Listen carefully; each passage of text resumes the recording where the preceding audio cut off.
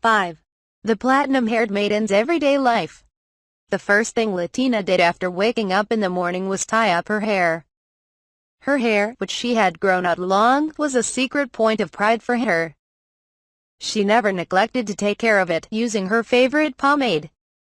But it was necessary to tie it up tightly so it wouldn't get in her way while working. While hearing Dale's regular breathing as he slept, Latina quickly changed behind a partition screen, as she'd grown used to doing, then went down the stairs, taking care to be quiet. After making it downstairs, she first headed to the rear of the shop. She washed her face at the washing station there, then did the laundry for her and Dale. Since she made sure to take care of things before they piled up, it didn't take too long.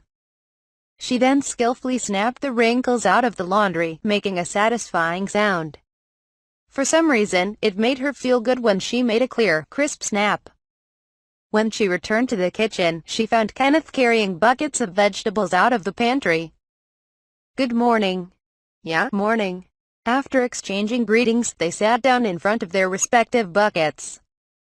They'd done this same sort of work day in and day out for years now, so there was no need for unnecessary conversation. She still wasn't as quick as her master, Kenneth, but she was able to properly carry out the work at a rate that wasn't at all slow. Latina was now 14 years old. She had worked at the dancing ocelot ever since she was young, and she now officially served as Kenneth's right-hand woman. She was placed in charge of part of the cooking, and beside Kenneth, who was preparing a large quantity of food for the shop, she skillfully started making their own meals. She admired that Kenneth could skillfully handle eggs in a single hand. Perhaps because her hands were small, so she couldn't do it quite as well, so her shoulders drooped a bit.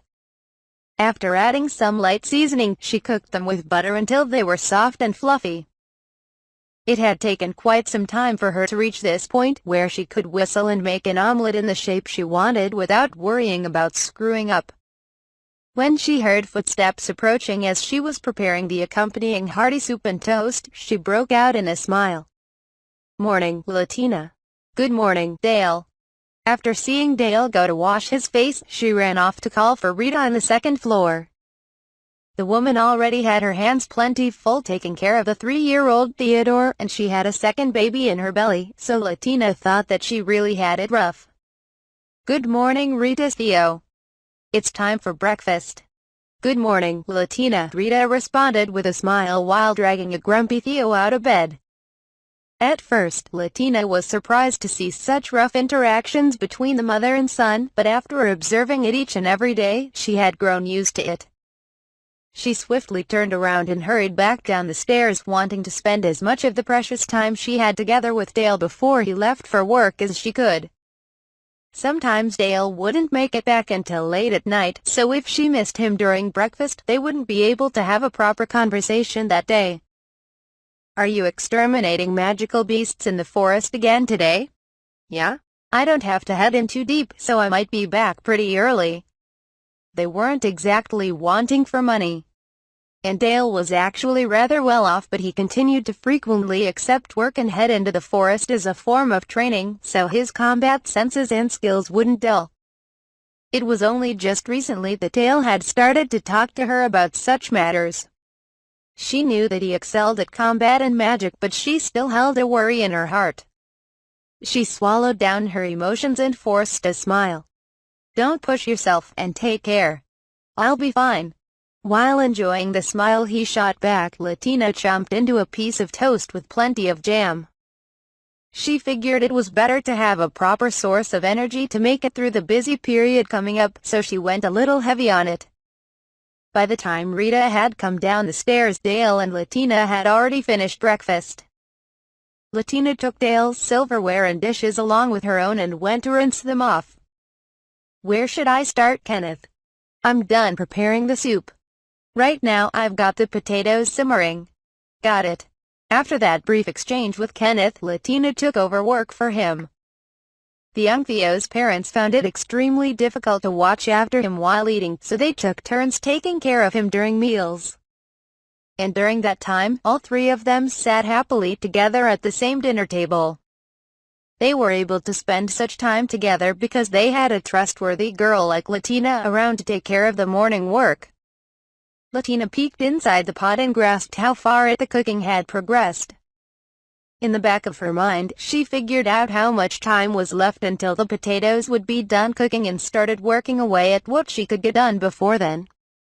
The large pile of onions she started chopping up were meant to be added to the scrambled eggs. As she still wasn't fully accustomed to that task, she occasionally had to wipe away her tears as she rhythmically chopped away with her knife. Around when the bowl became filled with a mountain of finely chopped onions, the potatoes at last finished. "O darkness and shadows, I order you by my name, cut loose the bonds to the celestial bodies." Gravity reduction. She chanted the simple spell like she was humming a tune. Latina easily picked up the big pot and emptied the contents into a colander. Enough steam shot up that her field of vision went pure white for a moment. She then cut off the water, transferred the potatoes into a bowl, and started mashing them while they were still hot. She added butter partway through, mixing it in while mashing it further. With Latina's slender arms, it was rather difficult labor. This did worry Kenneth, but the young girl insisted that it wouldn't be work if she avoided all the difficult jobs. She added milk to soften it up and then seasoned it. After checking the flavor, she carried out some of the finished mashed potatoes on a small plate to Kenneth, who had finished eating breakfast. Kenneth tasted it and then gave a single nod. She had passed. This was an everyday ritual for them, but Latina still breathed a sigh of relief. Theo reached out towards the small plate in Kenneth's hand. Their exchange had made the potatoes seem somehow special to the toddler, so he wanted them. Latina had expected this, so she had put more than Kenneth needed to get a taste onto the plate. A smile naturally appeared on Latina's face as she watched Theo mimic his father and eat the potatoes with a solemn expression. She tried to play along with the serious boy, but she wasn't able to keep a straight face. Latina had watched over Theo every day since he was a baby, so he was like a younger brother to her. She couldn't help but find him cute even when he was throwing a fit. "Is this how Dale felt when he raised me?" She was well aware that Dale had given her plenty of affection. The current her was the result of the influences of these precious people, this place, and that person whom she adored above all else. As customers started streaming into the shop, Kenneth gave his full attention to the kitchen, while Latina took charge of manning the floor. She couldn't carry out multiple big platters at once like Kenneth could, but in exchange, she was able to squeeze through the narrow spaces between customers. "Sorry for the wait. Hey there, little lady. Looks like you're doing well today, too." "You too, Mr. Sill." She had a smile on her face during this exchange with the regular, and then she turned towards the neighboring table with the same expression. "Is it all right if I take this?" "Yeah, I don't mind." "Excuse me." As she was placing the empty plates on her tray, Rita called out to her. "Excuse me, Latina. Could you go grab our stock of salves?" "Right, got it." After returning to the kitchen and washing off the plates, she called to Kenneth, "I'm heading to the attic for a bit to grab some medicine." "Got it."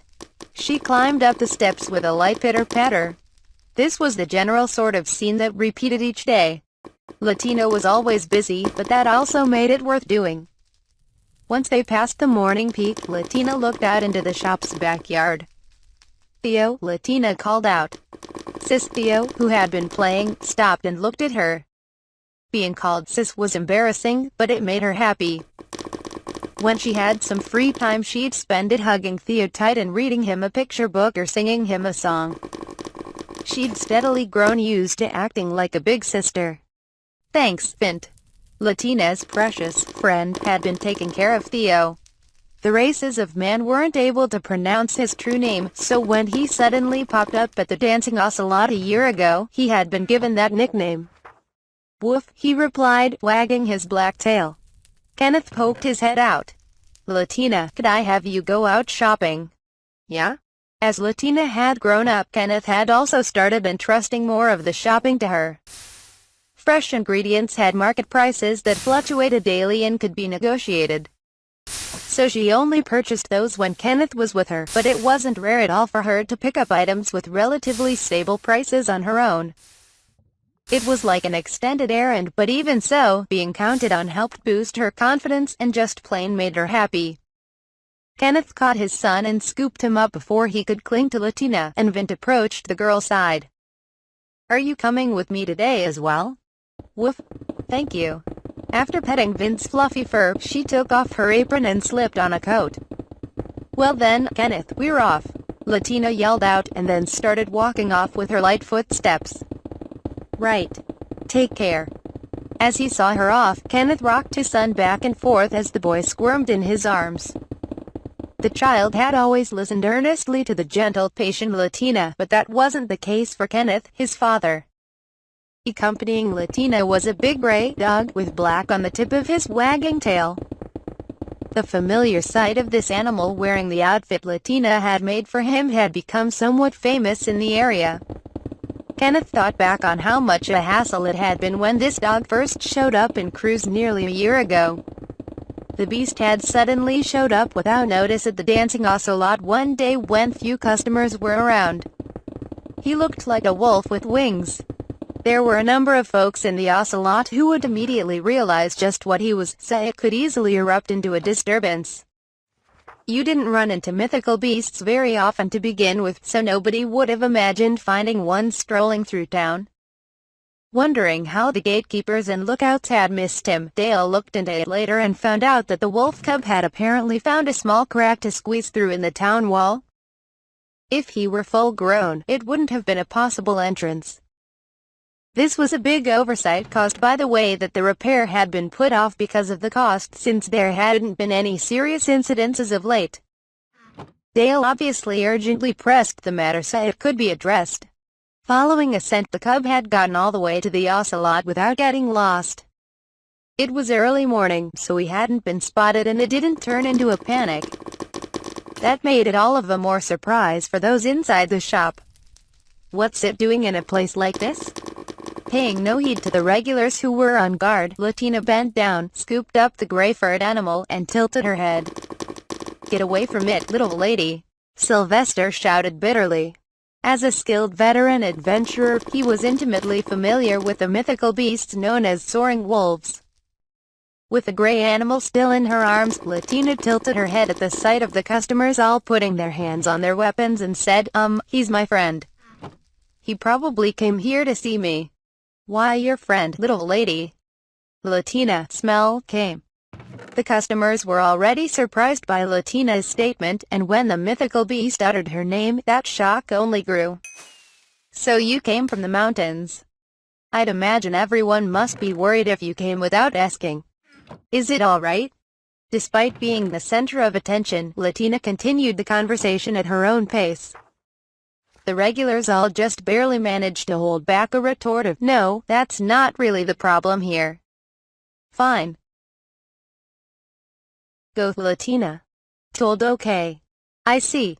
Then I guess it's all right." Dripping sweat, the large men thought, "No, it's not." In their hearts, but Latina didn't notice. With a grim look, Sylvester faced Kenneth, who had at last poked his face out of the kitchen, and said, "Kenneth, that's... Dale mentioned that to me before. He said that Latina had tamed a pack of soaring wolves living near his home village." The little lady did what? Even an experienced veteran like him was left dumbfounded. His voice even shot up a pitch. "Still, a soaring wolf is a little... Yeah, that's a problem." Sylvester and Kenneth nodded to one another. Soaring wolves were mythical beasts that lived in packs with a strong sense of camaraderie. It wouldn't be hard to deal with this single cub, but if they made a poor move, then the whole of the pack could end up coming after them for revenge. The possibility of that certainly wasn't slim. After all, the cub had informed them of where it was heading before coming to this town. It said it had followed Latina's scent here, which sounded ridiculous, but it was possible that the other soaring wolves could use the same method. It was a long way here though, right? Cruz wasn't far. Slept once, arrived. Traveling by land like Dale and Latina had once done required a big detour, so it took close to a month. But for a soaring wolf that could fly through the skies, it could apparently be done in 2 days and 1 night. And he was still just a cub. It was hard to imagine just how quickly a full-grown adult could make the trip. The scent he'd followed wasn't the one left on the road. He didn't follow the path Latina had taken, so he tracked her smell through the air. It may have been one of the magical abilities of this mythical beast. Kenneth and Sylvester looked at one another once more and contemplated. It seems he really is attached to the little lady. As the mythical beast wagged his tail and snuggled his head up against Latina, he looked just like a well-tamed dog. We'll have to consult with Dale. But letting Latina keep him may be the safest option. Sylvester's expression grew even more strained at Kenneth's words, but he wasn't able to deny them. Let sleeping dogs, etc. And besides, Latina wasn't the sort to abuse having a mythical beast around. I'll have a word with him, Sylvester rung out after a long silence. We're having an emergency meeting. Spread the word, Sylvester loudly ordered to the adventurers by his side, and seemingly understanding the meaning, several of them left the ocelot. Apparently those words were meant to be conveyed to someone elsewhere. Kenneth figured he shouldn't butt in and ask just what sort of meeting that was. When Dale finally returned home from work, he found his adorable adopted daughter standing beside a single animal wearing clothes. Welcome home, Dale. Woof. Latina's smile was cute, but what was with that unnatural, forced-sounding woof? Latina? That's... he's a dog. Don't worry about it, he's just a dog. Woof.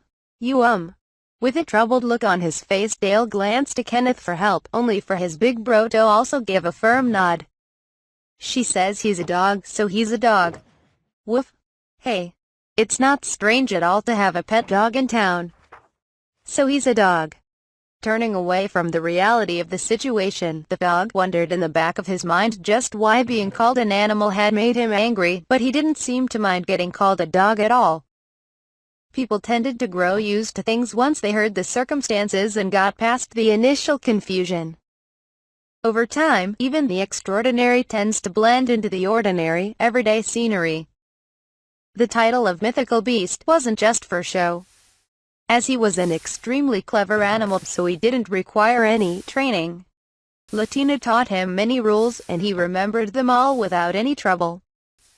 Latina handled his bedding and food, but he didn't require any help outside of that, and Latina was happy for the physical contact and brushing and petting. On top of all that, he also helped out with watching Theo. Perhaps because he'd grown up in a pack, he was good at taking care of small creatures. Vince's greatest job, though, was guarding Latina. She'd been cute ever since she was little, and as she had grown, that adorableness had only grown more and more polished. Her young body still looked a little more childish when compared to other girls her age. However, that only added to her growing beauty, giving her a charm that adults couldn't match. Her grown-out hair reached down to her hips, with part of it braided to hide her broken horns, and it gave off a brilliant platinum shine. Her face now also looked a bit more adult, so she appeared not just cute but beautiful as well. In La Band, one came of age when they turned 18. That didn't mean that was the precise age they became an adult, but generally by that point they were employed and were thought of as being of marriageable age. Depending on one's position, however, their circumstances could be rather different. In Dale's village, you came of age at 15, and out in the country it wasn't rare to hear of girls that age becoming brides. It was also completely normal in noble society for girls who still hadn't fully matured to get forced into political marriages. And though people in towns like Cruz tended to get married later, it wasn't like such things never happened. As a result, Latina was already plenty old enough to be looked at in that way. However, she wasn't very aware of the danger that she faced because of it. Being such a doting idiot, Dale was desperate to protect her, like he was wrapping her up in multiple layers of silk cushioning. And in the dancing ocelot, her master Kenneth always kept a close eye on her, alongside scowling adventurers and elite guardsmen. Obviously, nobody was foolish enough to make a move on her under such circumstances, and as a result, she didn't think of herself as a beauty. She'd say with a smile, "I mean, Dale always says that I'm cute." She'd been told that too often, so she didn't think of it as an honest evaluation. "I've talked with my friends about boys. You know, dating and confessions and stuff. But I've never gotten along with boys like that. We're just friends, right?" Latina was something of an airhead. And amongst those who were interested in her, even young adventurers were intimidated by the guardians behind her, so the best they could manage with her was awkward idle chatter. Latina had never had a member of the other sex openly express interest in her.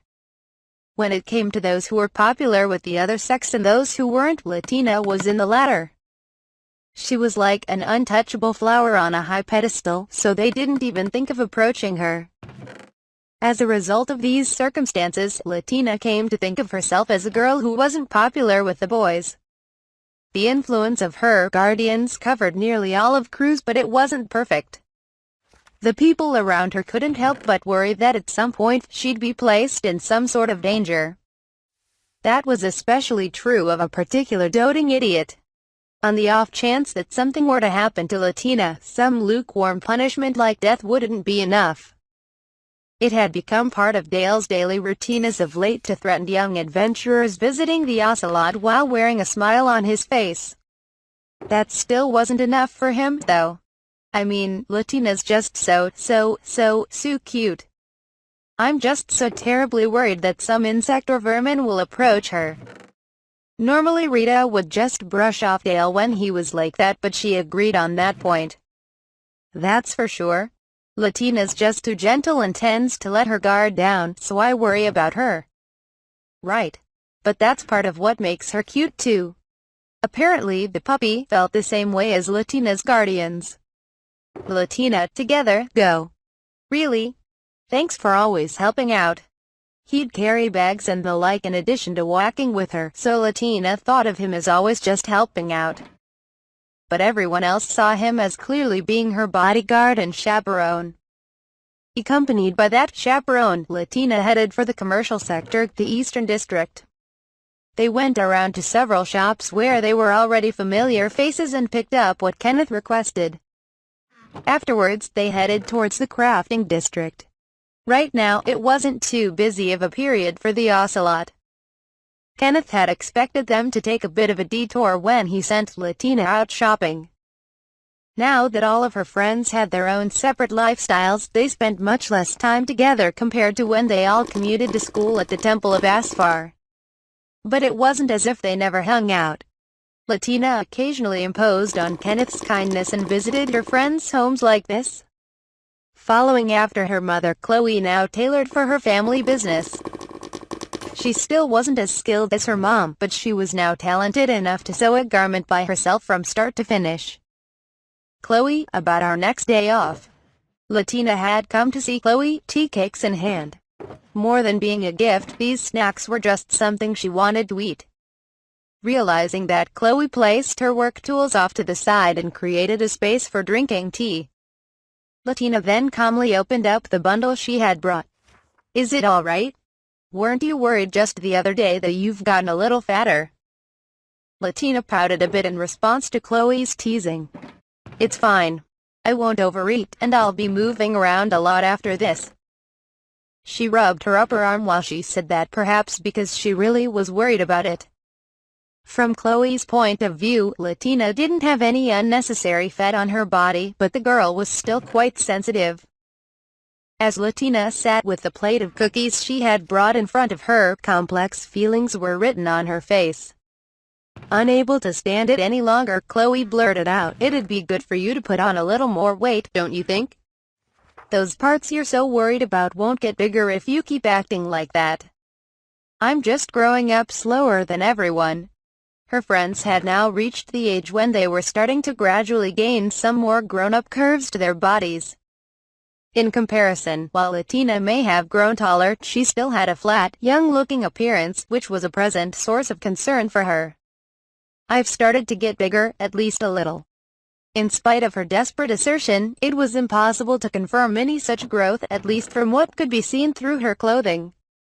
Knowing full well that if they continued on this topic Latina would end up in tears, Chloe quickly decided to shift the discussion.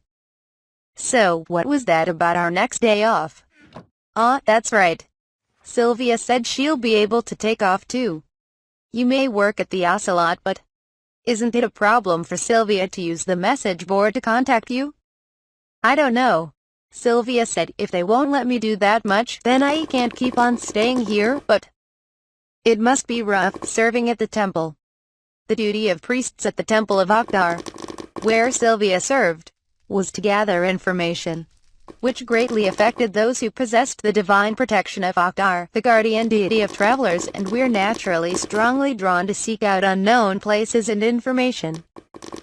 It was the job of those who served the temple to manage the information they gathered and spread it the world over depending on the circumstances. The temples also shouldered the task of training those priests who wished to gather information by traveling. As one such trainee, Sylvia spent her days studying and practicing. The dancing ocelot was equipped with a terminal known as an Oktar's message board, making it a temple branch office in a way. Because it had deep ties to the temple, occasionally priests would come visit. And so, Latina was able to hear about Sylvia, who was an apprentice priestess, through the grapevine. But that wasn't all. Latina had no idea how she was doing it, but Sylvia used the Oktar message board to send her personal messages. Sylvia's divine protection wasn't overly strong, nor was it specialized, but it seemed she was quite resourceful. Thinking back on their old friend from their school days, Latina and Chloe exchanged awkward smiles. I'm really looking forward to the Amar Night Festival, Latina said excitedly to her friend. In Cruz, there were festivals and events held all throughout the year. There were some sponsored by the local lord and by the Industry and Commercial Committee of the Eastern District. But the greatest of them all was the night festival held by the temple dedicated to the principal god of Lab and Amar. Other events like the Harvest Festival held by the Temple of Kormizi and the Mass held by the Temple of Neeli were also important for the people of the city. But they couldn't hope to compete in terms of scale. Latina had gone to see the festival with Dale each year, but this was the first time she was given permission to go with her friends. But the doting idiot was apparently still worried about having given the okay, as he butted in when Latina and her friends were making plans enough that mere nagging didn't cover it. He'd say that she definitely shouldn't do anything on her own. That they shouldn't go down roads where there aren't many people around. That she shouldn't get too excited while walking around and eating and wreck her stomach. That she shouldn't let her guard down when men she didn't know approached her. Actually, he wouldn't mind if she used attack magic to drive them away. After all, victory goes to the one who makes the first move.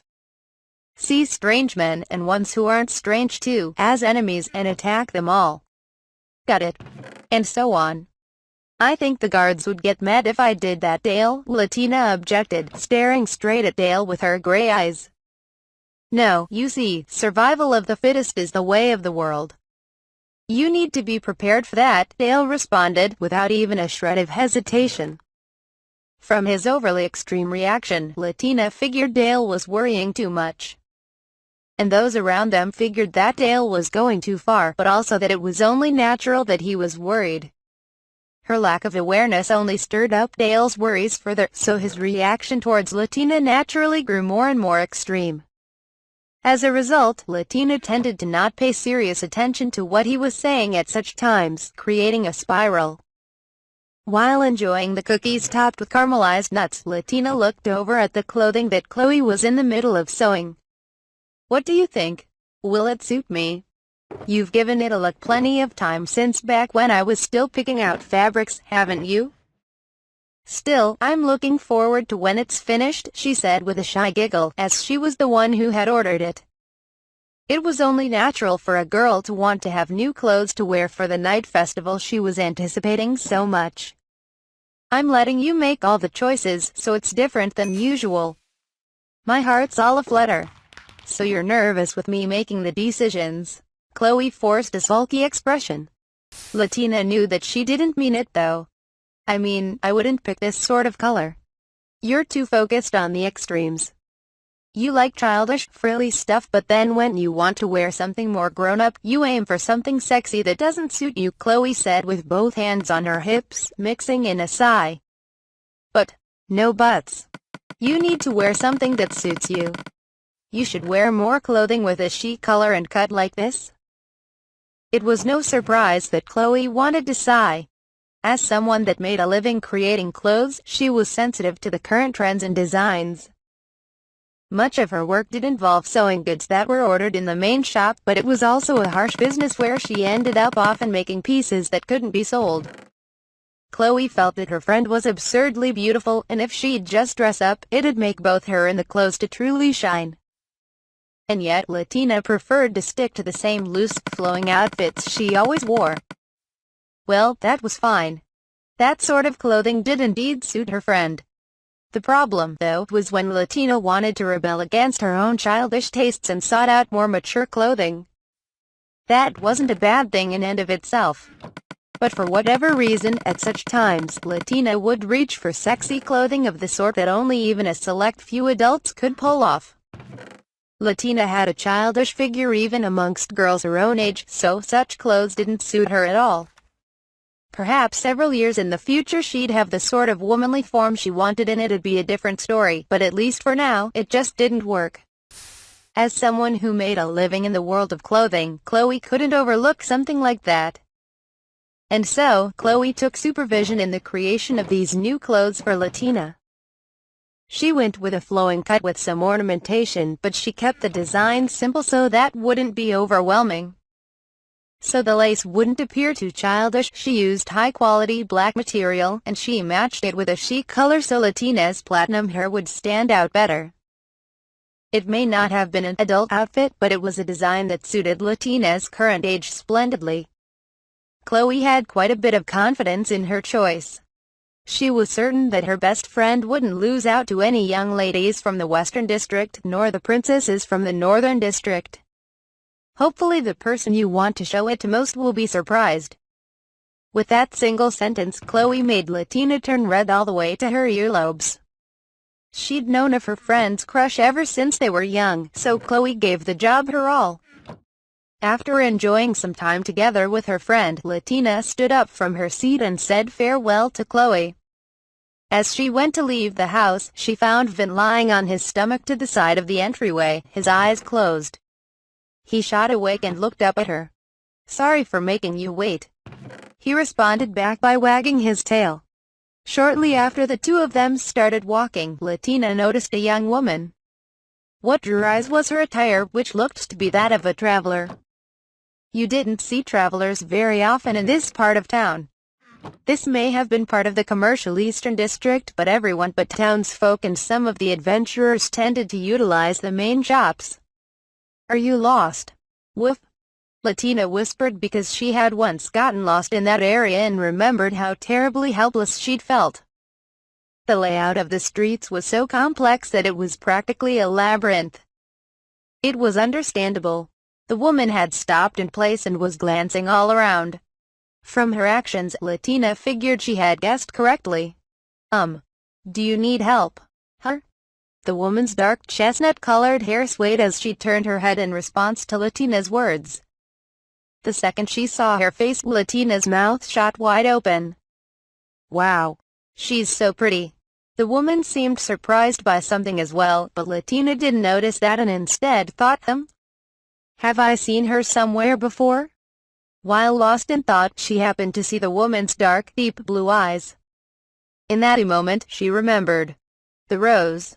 "Oh my, you're the fairy princess, aren't you?" Latina couldn't help but jump up a bit at being called that by someone she was meeting for the first time. Gwa. After letting out that pathetic cry, she looked over the woman before her. She was a bit older than Latina and was very pretty, with a gentle-looking face. The indigo blue eyes underneath her long eyelashes sparkled mischievously. She had a slender, delicate, and dainty appearance, but she didn't give off the impression of some sheltered noble. That's right. She was the daughter of a noble family. Her signature hair color was different from when Latina had last seen the woman, but that was most likely because she was hiding it. Looking at her again with that in mind, Latina saw that her chestnut hair looked unnatural, but she recognized her face and the color of her eyes. What sort of joke was it for a noble to be calling a commoner like her a princess? As the woman brought her pale, slender hands to her chest and smiled, Latina was awash in confusion. As if that unrest had been conveyed to the woman, her smile only grew wider with Latina's bewilderment. Her gentle eyes only left more and more of an impression. It's embarrassing, so. Could you please not call me that? Latina managed to squeeze out. I'm sorry for being so rude. It's just that you were even more adorable than the rumors said, so I unthinkingly. Dale. He spread that elsewhere. Latina clasped both hands to her cheeks and felt a clear warmth rising through them. She knew that the regulars who doted on her gave her the nickname of Fairy Princess. She was still just considered a squirt around the shop. So she understood how she got called Little Lady or Princess there. Dale had indeed said that this woman was an acquaintance of his friend. So that meant he must have used that nickname while talking with that friend. Just what had he said? Whatever it was surely embarrassing. You're the Rose Princess, right? Oh my. You know of me. Since she responded with a smile, it would seem that Latina hadn't been wrong. After deciding that, Latina looked over her surroundings a few times, not seeing anyone accompanying the woman. I saw you once before. Are you all alone? The woman silently stared back in response to Latina's question. Looking into her gentle eyes that were like a portal to the depths of her heart, it was clear she was unnerved. Yes. I'm unfamiliar with this town, and I seem to have taken the wrong gate. It would be quickest to ask you, I'd say. Could you please lead me to where Sir Dale Recce is? Latina soon realized that something was off. She got the feeling that Rose was here because something terrible had happened. But with that said, she couldn't think of any reason to refuse.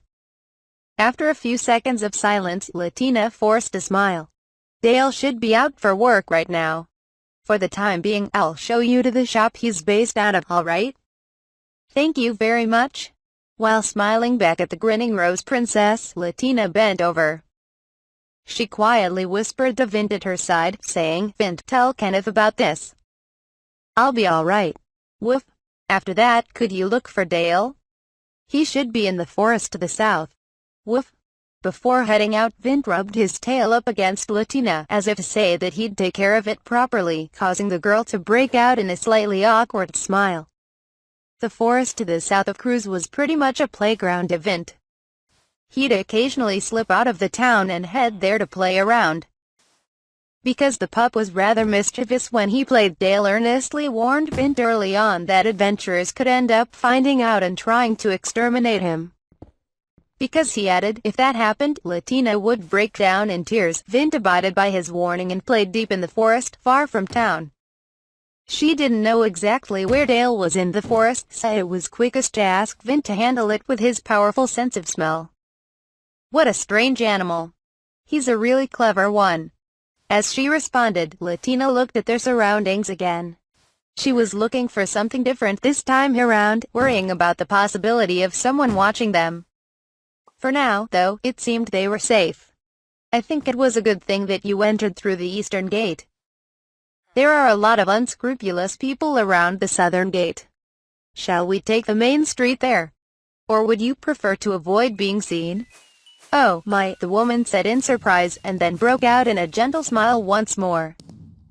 I gave my pursuers the slip, so I think it should be fine, but it's probably best to avoid being seen by too many people. It seemed that something bad really had happened. With the smile plastered on Latina's face growing a bit stiff, she guided the Rose Princess and headed back. Kenneth was waiting for them in front of the ocelot, looking astounded. You sure came back from your errands with an unexpected souvenir. It was clear that Vint had carried out his duty and told Kenneth in advance. Did Vint head out? Yeah? He never listens to anyone but you, so it's a good thing you told him to do that. Kenneth apparently also thought it was the right choice to call Dale back, which affirmed Latina's decision. For now, come inside. It's empty right now. I understand. This way, please. Thank you. as the Rose Princess said that with a smile. She showed no sign of displeasure at stepping into a shop like the Dancing Ocelot, which decidedly didn't have the atmosphere of a first-rate establishment. She looked beautiful as she sat up straight in a hard wooden chair, but it wasn't fitting to the image of a noble lady. "I should tell you about myself before Sir Dale Recce returns, yes? My apologies for being so late in offering my name. I am Rose Cornelius. The House of Cornelius possesses both territory and rank in the court.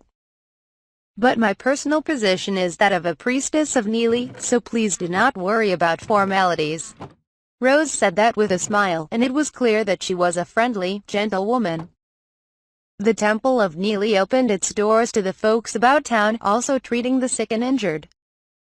Rose's approachable, affectionate nature, which was entirely unlike that of other nobles, may have been a result of having worked there. "I've heard of you. You're famed for being a priestess with an extraordinarily high level of divine protection. It's nothing so amazing. I was just born with something unusual, so I stand out, for better or worse," she said, touching her dark chestnut hair. It was apparently a wig. "In exchange, though, no one will recognize me as long as I hide that," she said with a mischievous giggle. "What business do you have with Dale? I want to entrust him with a message, since I am not acquainted with the Count, who is a lord of this town." Though Latina was a bundle of wariness, Rose didn't show any discomfort as she responded. She was calm and composed beyond her years. "Why Dale in particular? For starters, you're not exactly in a position to be gallivanting about on your own." There was wariness in Kenneth's voice as well as he said that. Accepting that as only natural, Rose quietly responded, "I was with the second Demon Lord just the other day." With those words, it wasn't just Latina, but also Kenneth who was left unable to speak. The second Demon Lord was infamous for being even more brutal and dangerous than the other six. However, Rose didn't explain any further and remained silent. And considering the circumstances, Kenneth didn't try to draw any more information out of her. Since a Demon Lord was involved, it made sense to leave things up to Dale. So Kenneth put a close on the topic and asked Latina to prepare some tea. Having been visibly shaken, it took Latina longer than she needed to finish preparing the tea, despite it being something she had done many times before and was quite accustomed to. She remained silent when she brought out the tea set before Rose and poured out a cup, an aromatic steam rising off of it. This awkward silence continued on for a while, until Dale and Vint returned together. As soon as Dale saw Rose quietly sipping away at a cup of tea in the back of the Dancing Ocelot, he let out a hysterical "Rose." That reaction was only natural, as Vint hadn't told him the details. Vint paid Dale no mind and continued on at his own pace, then rubbed his head up against Latina. He seemed to want to be praised. "Thank you, Vint. Welcome back, Dale. I'm still not clear on the details, but I ended up running into Lady Rose." "That explanation doesn't really tell me anything." Latina was crouched down and petting Vint as she looked up at Dale. She tilted her head a bit, unsure as to act towards Dale. Rose stood up and gave him an informal bow. It was just a casual gesture, but there was a polish to it. She was dressed in dusty traveling clothes, but it was clear that she was a part of the upper echelons of society. "It's been a long time, Sir Dale." The two knew each other through the ducal Eldstead family. When Latina and Dale were returning home from their trip and passed by her in the port town, Rose had been on her way to the Duke's estate. When Dale had gone to the capital for work afterwards, he ran into her there. He had lost a chance to tease his friend, but in exchange got to see the normally straight-faced man act terribly embarrassed in front of her. "Right. What are you doing here?" "Despite appearances, I am in trouble. Allow me to get straight to the point. I was kidnapped just the other day." It was an explosive statement. "Huh? Wah!" Dale let out a strange exclamation. Latina, meanwhile, was too shocked to make a sound. Vint kept on wagging his tail, doing his own thing. "Be by the second Demon Lord?" Latina whispered the name that Rose had uttered, but the woman shook her head in response. "No. It was another group that kidnapped me, but it will be difficult to investigate who they were at this point. The second demon lord killed them all. How? Are you all right, Lady Rose? Latina asked, her voice stiff. Ever since she was young, this was how she acted when the topic of the second demon lord came up. To those who lived in Vasilius, the country of the first demon lord, the second demon lord was a hated enemy who had killed their king. Dale figured that may have been why. A whim, it would seem. I have a mana trait. And the second demon lord found that amusing. And you were released after that with nothing done to you? A close aide of the second demon lord let me go. I know nothing of the specifics. But it seemed that she did not have much loyalty towards her master. The second demon lord's demons are ruled by fear. They're slaves and toys. It's not like the first demon lord, who welcomed the people who helped him out as his demons and lived together with them. Latina responded in monotone with a sigh, wearing a stiff expression. Latina? The second demon lord is scary. When she killed the first demon lord a long time ago, it was just because she thought it was interesting to kill someone who wouldn't die so easily. Why do you know that? Latina blinked once in response to Dale's question, and her expression returned to normal. She looked up at him and appeared just a bit sad. I was told it a while back where I was born. They said the second demon lord was really scary, so I had to be careful. That if I ran into her I may be killed, so I needed to make sure to hide. Did your father tell you that? It wasn't just rag.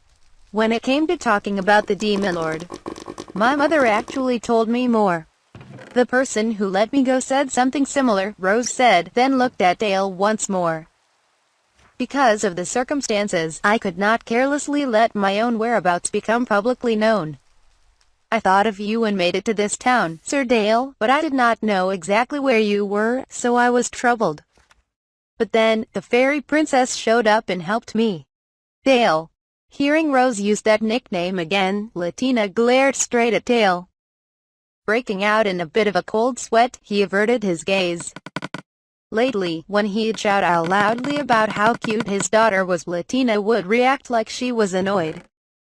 It may just be that she'd grown up, but it still made him feel somehow lonely. As a result, he'd lately been bragging about Latina when she wasn't around, along with his usual intimidation and threats. He had absolutely no intention of restraining himself, though. He didn't feel like mending his ways at all. Rose had no way of knowing what Dale was thinking and kept on talking as before. I still do not know who was behind the people who kidnapped me, so I did not know who to turn to. So I came to you, Sir Dale. All right. If that's the case, then he must be worried out of his mind. Even if you send a letter right away, it'll still take a number of days until a response comes, right? What'll you do till then? If you could recommend a place to me, then I will head there. There should be quite a few inns that serve travelers in this town, yes? I'm not all that familiar with any high-class sort of places I could recommend to you. Dale personally only ever used the Dancing Ocelot, so he had no need to know all that much about the other inns and crews. Oh my. I don't have much on me, so a cheap inn would actually be a big help. Those are the sort of places I stayed in on my way here, Rose said, letting loose that preposterous statement with a smile. Rose, Dale said with a sigh. Wow, Latina said, so thrown for a loop that she was unable to hold back her usual utterance. It seemed Latina was trying to correct that childish habit lately, but despite her efforts, it still slipped out when she was shaken, so it was hard to see much change. That's fine. It's cute after all, Dale thought. I can't imagine what he'd do if you did something rash. Well, I was kidnapped, so I obviously did not have the money on hand. I mimicked what you adventurers do and earned some traveling expenses, but that was not steady. Wait. Rose, what did you do? I took on jobs in the towns along the way. You know, exterminating magical beasts and then selling their remains. That is how I got the money to make it here. Is that so odd? Dale, Latina cut in, no longer able to hold back. She was visibly perplexed. Lady Rose is a princess, right? Well, she's the daughter of a noble. What is it? Rose asked with an innocent smile. From her appearance and demeanor, her nickname, Princess, seemed totally fitting. But underneath it, it seemed she was rather different. You didn't run into any trouble along the way? Do not worry, Sir Dale. I silenced all those ruffians. That utterance caused nothing but worry. The general opinion is that magic users can't handle close-range combat, but when you have as much excess mana as I do, you can chain together simple chants to get by. Dale also didn't have to worry about his available mana when casting magic thanks to his divine protection, so he understood what she was saying. He could also pump a great deal of mana into simple spells to raise their effectiveness, which would normally be terribly inefficient, allowing him to use their quick activation speed to bulldoze through his foes. Even so, it felt quite unfitting to hear such a statement from a frail-looking woman. Rose was an acquaintance of Dale's, but it was only through his friend, so they weren't all that close. He didn't think she was a woman of such decisive action. It was just too much a betrayal of her outward appearance. I knew she was an outstanding magic user, but, he thought, along with a sigh, in that case, since you're here, you should stay at the Ocelot. That's fine, right, Kenneth? I should be able to get her a room, but I can't do anything about the customers around her. It's better than letting her go to some other inn. And if he heard I took my eyes off of her, he'd totally kill me. Even Dale recognized his friend's skill. He'd prefer to avoid angering him and ending up in a quarrel. Do I have enough money to cover it? I can at least cover that much. The Rose Princess with a commoner's view on money broke out in a brilliant smile suiting her nickname. After all of that, Rose ended up staying in a room at the Ocelot. She hardly ever left the room, likely because she understood the position she was in. When she did occasionally leave, she always wore her chestnut-colored wig. She couldn't use a public bathhouse thanks to the circumstances, so she instead made use of the simple bath in the rear of the Ocelot. Under Latina's orders, Vin kept a close watch, so Rose felt safe and secure, not fearing any reprehensible men approaching. Despite how restricted and restrained she was, Rose didn't complain at all. However, she found putting her wig on over her wet hair unpleasant and wasn't able to accept that. As a result, her long, brilliant rose-pink hair was on full display as she dried it. When she did so, though, she made sure she was in a place where people wouldn't see. Her hair stood out far too much. It was where her nickname came from, after all. At first she'd do this in the back of the kitchen, but she soon moved instead to Dale's room in the attic in order to teach Latina, as the woman was an excellent magic user. It seemed Rose had grown bored of spending day after day shut away in her room. As Latina took everything she was taught seriously, Rose grew more and more passionate about teaching her. Putting it another way, though, Rose was an unexpectedly intense teacher.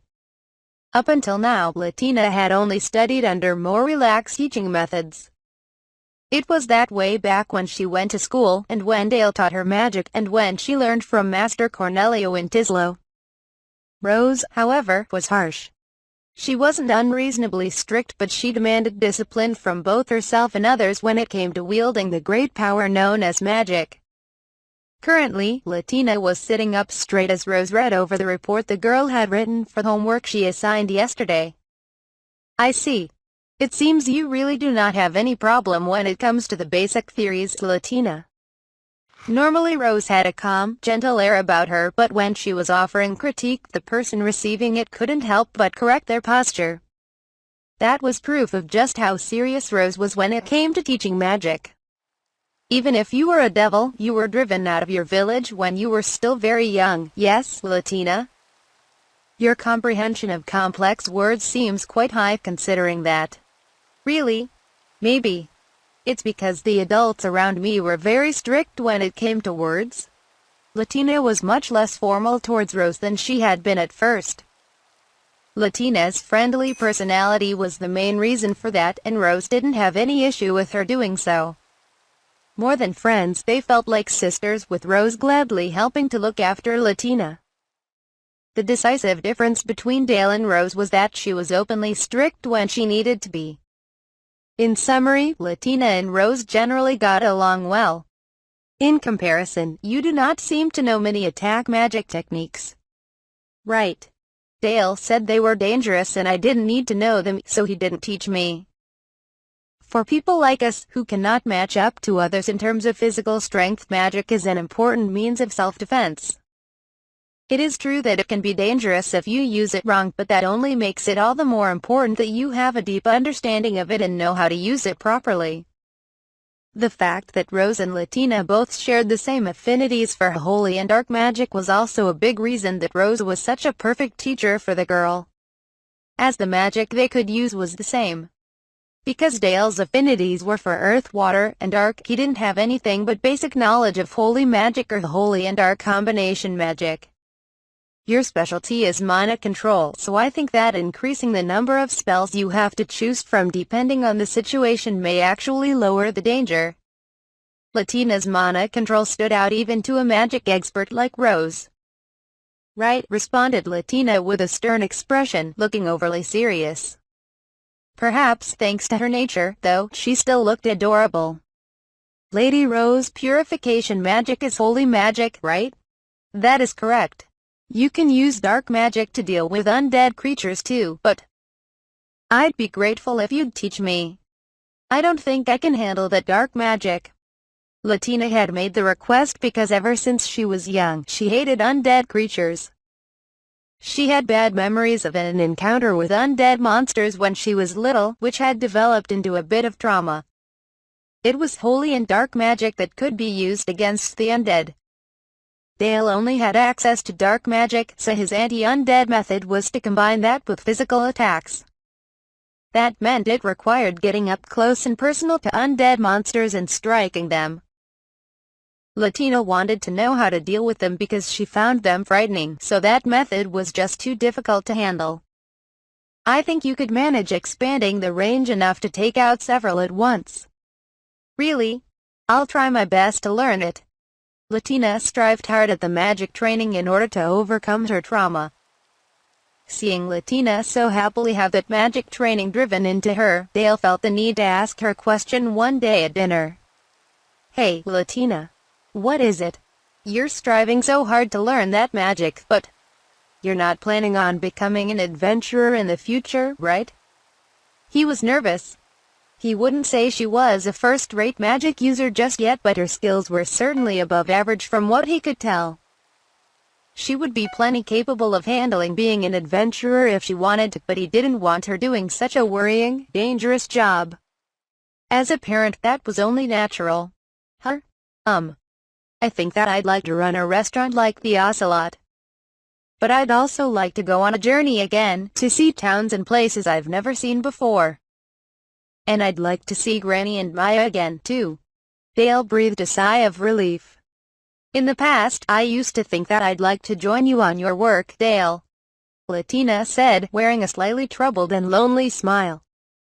Dale was taken aback. I hated being left behind.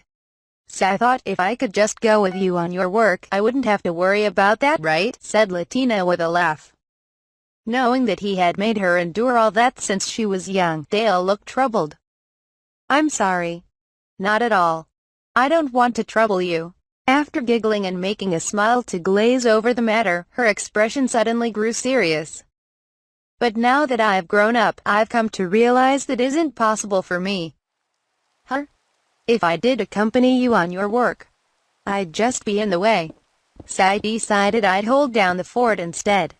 I'd say you're pretty skilled as a magic user, Latina.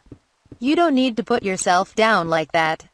Though he didn't want her to be an adventurer, he spoke out against what she'd said because he didn't want her self-image to be so bad. More than anything else, he wanted her to consider herself valuable.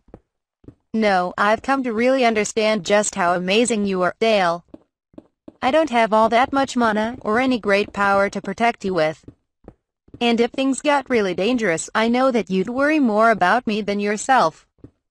Of course I would, Dale immediately responded. Latina smiled at her guardian's expected reaction. See, that's why I can't help out with your work. Dale knew that he made her put up with a lot and feel lonely. But Latina had been so understanding and clever even when she was young that she'd been shielding him from that. "I'm sure you understand, Latina. Hearing you greet me with welcome home makes me so very happy." After her shock at Dale's words faded, a gentle smile crossed Latina's face. "Yeah? That's right. A place where someone tells you welcome home is precious." "Yup. So you are my source of power." While he felt relieved by Latina's bright expression, in the depths of his heart he thought she really has been paying attention to all sorts of things. He let out a slightly worried sigh, wondering why there was still so much she was blind to about herself.